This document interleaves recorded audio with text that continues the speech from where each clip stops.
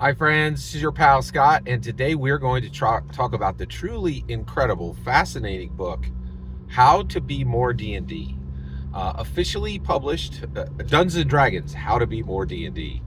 Officially published by Wizards of the Coast and Running Press, and written by Kruger.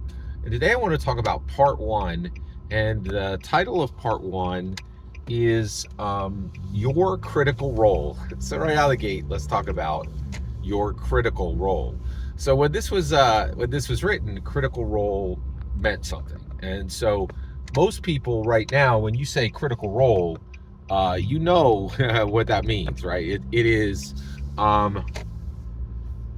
basically Matthew Mercer,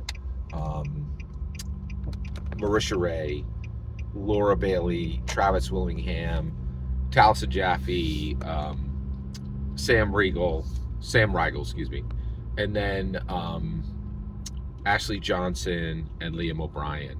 So that is most people's understanding of that.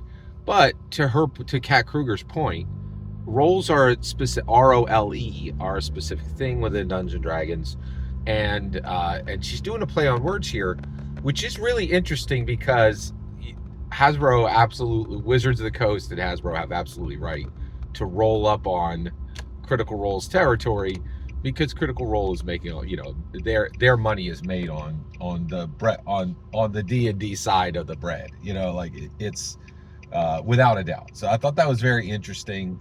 But she is talking about your critical role. In what role are you going to play in doing these things to set out on an adventure, to fight your own battles, to and then also to support the ones you love on your own, these are all goals that the book is setting down to help you accomplish, right? Which is pretty fascinating, right? So once you get into this, you get to a really critical question. So if you're going to use Dungeons and Dragons as a structure to make decisions for your life, to make improvements, to address deficiencies, right? All of which Kat Kruger is talking about. You then have to think about your role. So are you a player or are you a dungeon master? Okay. This is a critical question. Like, this is really core to doing what she's trying to do correctly, right? So what is her answer? And sadly, the answer is what a lot of people do. Well, can it be both? No, it can't be both, right? And so this is another area. So I love this book because of what it's attempting to do is desperately needed. Without a doubt, Dungeons and Dragons has enough strength, and it has enough structural density to make life decisions based on it. It is a really powerful, incredibly strong life model assistance element. It's really incredible that this book even exists, okay? But its approach is often wrong. And so the answer that you're both the dungeon master of your life and you're the player in the adventure is completely wrong and not possible, okay? But the book is doing something incredible. It's saying, who is the master of your life? And its answer is, you are both dungeon master and you are player. This is completely wrong, okay? Completely wrong. There is a master of your life, okay? And that master of your life is God, okay? God controls your life. You're not aware of that, right? But it is 100% true. And so the moment we get there, right, there's this fundamental structure problem, which is Kat Kruger is not going to try to address a huge part of your life, a huge part of how we actually structure our lives.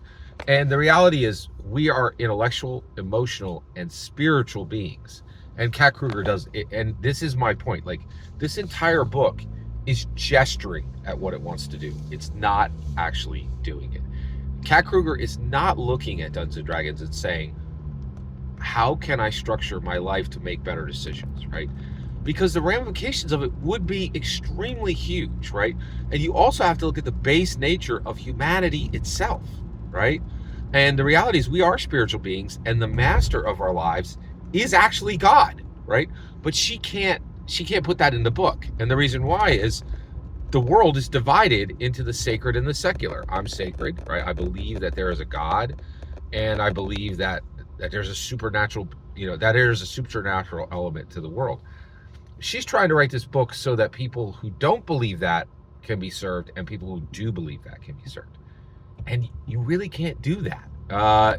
And so this is a major problem within the book, right? And so, and actually, I actually think you could do that if you were willing to. It's a really good question. Can you write a way to help people who have fundamentally different views of the world, right? The idea that one group of people believes there's a supernatural and one group of people doesn't, it's a huge, huge deal, right? And so I'm gonna need to do another video just on this subject of who is the dungeon master of your life. But I want to end this video saying there was very significant attempts to do some really significant things with this book. Things that really might have been outside the scope of Kat Kruger, right? I don't believe that she can actually give answers for seculars and sacreds. And so that demands that she takes a different approach. And what you end up getting with this book is it is gesturing at accomplishing something great. It doesn't actually do it. But even that gesturing under the official purview of Dungeons and Dragons, looking at its own game and saying what we've built is so strong, it can support literally decisions within your life. How you structure your life is incredible, right? So there's value here, but there isn't the value of what could have been achieved. Every single word you just heard in this video is my humble opinion. The important part is when I get to hear your humble opinion, when you get in the comments and send your traffic. Please consider liking, subscribing, and have a fetch millennium.